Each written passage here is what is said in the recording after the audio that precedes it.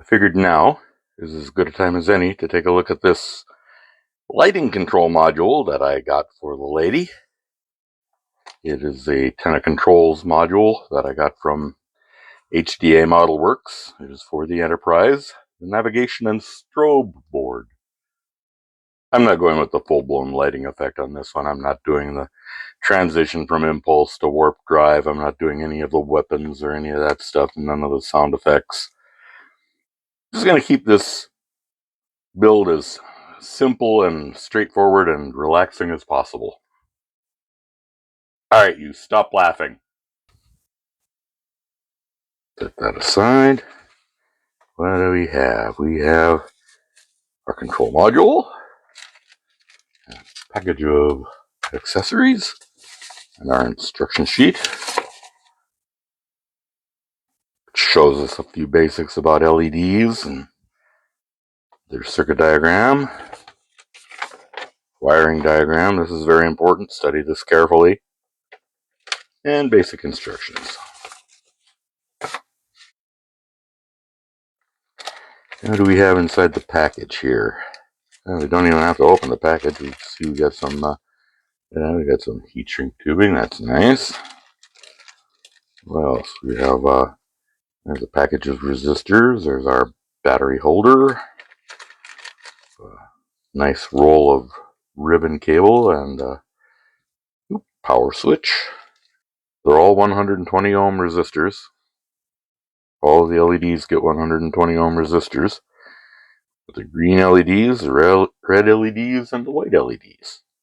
Let's take a quick look at our control module.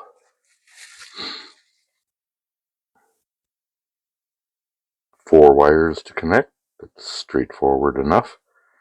But I suppose we better test it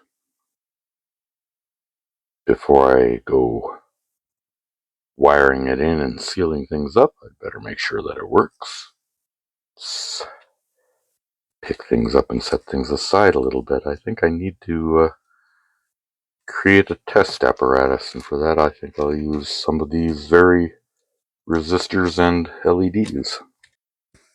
And I went ahead and I contrived a test apparatus. It's quite simple. It's just a pair of LEDs. I bent the negative leg up to keep it separate, and I did deviate from the instructions in one way. I put the resistors on the positive leg of the LED, whereas the instructions call for the resistor to be placed on the negative leg. I don't think it really makes a difference as long as the resistor is there. But when I go ahead and assemble this thing for real, I'm going to make sure that I have that resistor connected to the negative leg instead of the positive leg. I'll have it wired correctly. But for now, I think it'll work just fine. The instructions require us to connect the red wire down here at the juncture of the positive leads. I have the positive hooked up to the positive leads of the LED. Let's see if this has enough weight to hold that in place.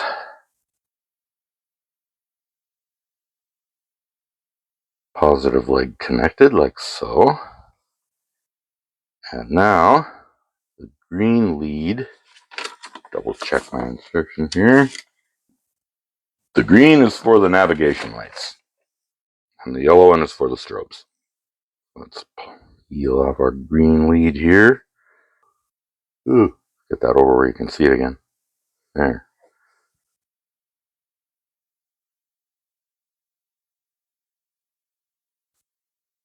There, got the green one attached. Pull this black one out of there, out of the way, because that one gets connected to the negative power terminal. This yellow one we'll bring over here. This negative lead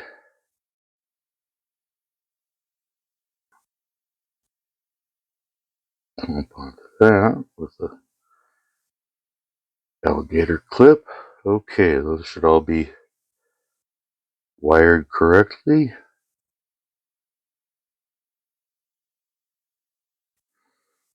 Now, I'm going to connect leads for my 9-volt power supply. The negative right there, and then the positive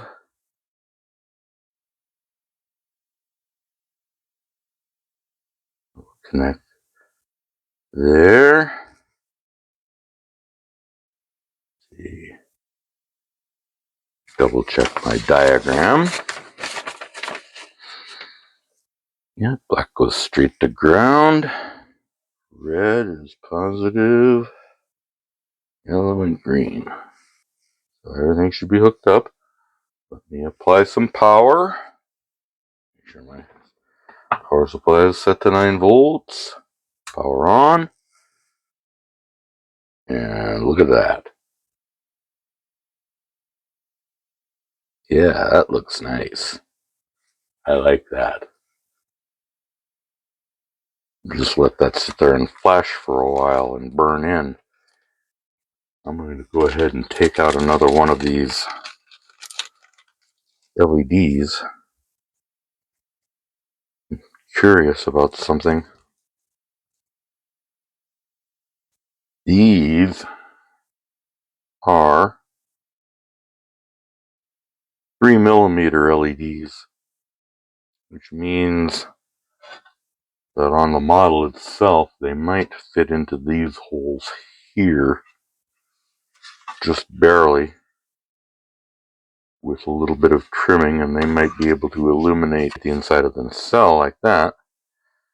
But otherwise, these are way too big for anywhere else. Except perhaps inside behind some of these windows. These are big LEDs. I wonder if this circuit will work with these other LEDs I've been working with. This particular one, see what kind of mischief we can do with that. This is one of my little Pico LEDs, and it has a 360 ohm resistor on it. All of the resistors that I've been using for all of these little LEDs on the Proteus were all 360 ohm resistors. Now these LEDs here are using 120 ohm resistors. Can I put this on this circuit and have it function? I should be able to. Let's find out. Let's go ahead and kill power here. There we go. Now on this one, again, I've got the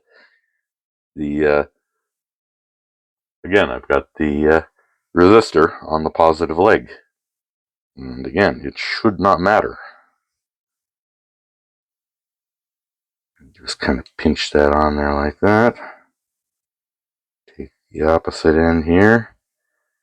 I'll just pick one of these at random. Let's just hook it up to the navs. Get our alligator clip attached again.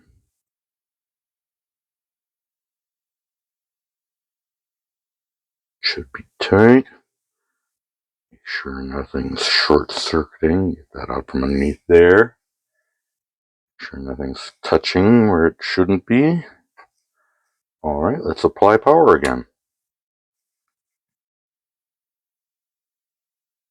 There we go. So these little bitty LEDs with their 360 ohm resistors work just fine on this circuit. It's a 9-volt circuit, so why shouldn't they? They're resisted for 9 volts. Again, doesn't matter that I have the resistors on the wrong leg of the LEDs. All that matters is that the resistor is there. But that looks nice. But now I need to figure out a way to adapt those little devils into these openings here. And I'm thinking, what if I took the kit part for that spot and modified that somehow with one of these little LEDs? Let's see how that works. And just for the fun of it, I think this time I'll try soldering the resistor to the correct side of the LED. We have our clear part tree, and the parts we are looking for are parts number 216, and they are right down here. These here and these three here. They all have this little, let's call it a protuberance. Let's call it a protuberance. Is that right? Protrude? Protuberance? Protuberance? Sticking up there. That goes through the hull. So you really only ever see the very tip of these things. The underside is wide and probably wide enough to accommodate one of these little tiny LEDs. This is a red one. Get it embedded in one of those just like that. That should work well enough. It's about the right diameter. I can get it embedded in there cleanly with some UV curing epoxy. Now, normally the UV curing epoxy does not have much bite with this kind of styrene, but we're going to be roughing it up a bit. We're going to be drilling it out just a little bit to recess it, and that should roughen it up enough to give the epoxy something to grab and hold on to. But gosh darn it, these things are tiny. Well, let's see where the damn thing is. First of all, here it is.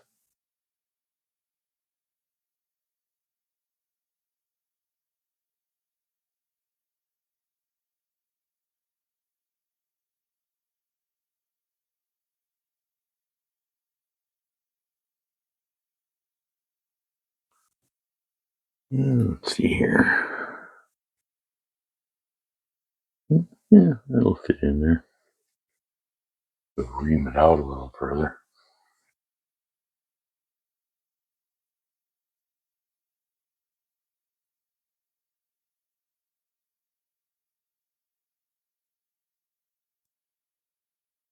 I don't want to break off that little protuberance. Protuberance.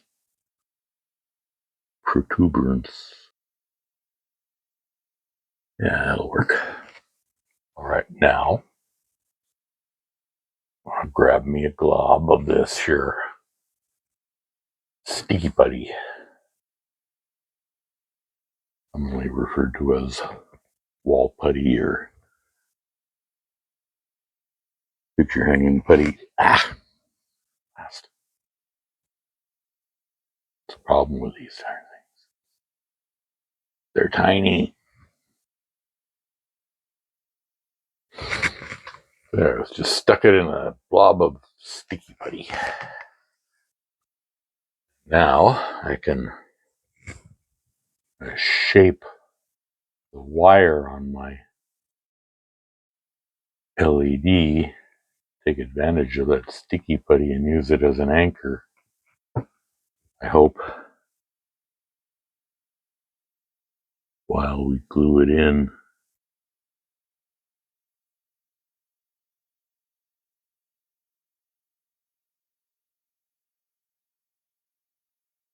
Pull this in a little tighter. It's not interfering with anything. This. All right. Good. Good. need to get myself a little tiny dab of UV resin. There, now let's just let that flow in there. I can see it flowing in. We'll just let that flow in there and fill up that cavity.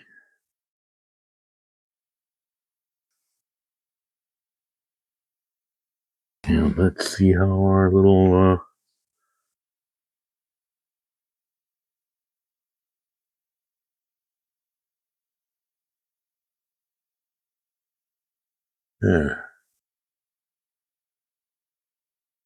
most of the epoxy that was glopped up around the outside more or less just pried loose and flaked right off.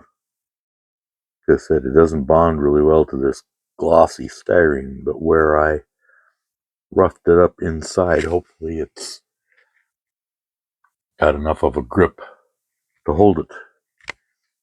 Now all I need to do is throw a resistor on it. Alright. I have fabricated another one of these little lighting elements for the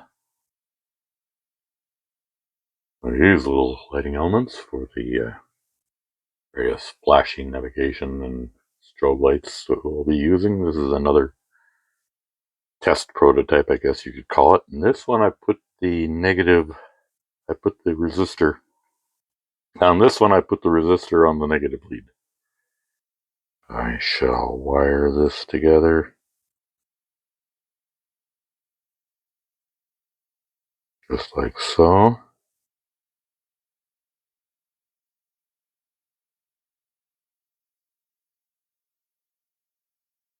That in there. And then the negative end. Let's run that over to the strobe.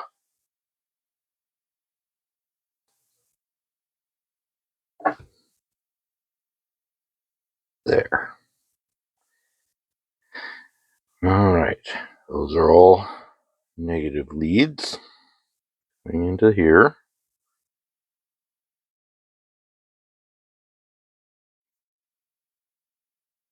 Got our positive lead connected. Where our positive lead connects. Connect our negative power lead there. Positive